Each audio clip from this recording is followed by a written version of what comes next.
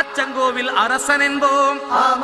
ஆரியங்காவு ஐயன் என்போம், குலத்து புளை பாலன் என்போம், எரிமேலி ஸ்ரீதர்ம சாஸ்தாவென்போம், சொரிமுத்து ஐயனார் அப்பன் என்போம், ஜோதிச ரூபன் என்போம், மகர்ஷி மர்தன் என்போம்,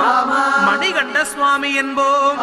சுகுண விலாசன் என்போம், சுந்தர ரூபன் என்போம், ஜாதி மத பேதமில்லா கடவுளாம், சத்திய வடிவான தெய்வமாம், ஆபத்தில் காப்பவனாம், அன்னதான பிரபுவாம், உலகத்தின் முப்பற்ற தெய்வமாம், சோதனைகள் செய்வானாம்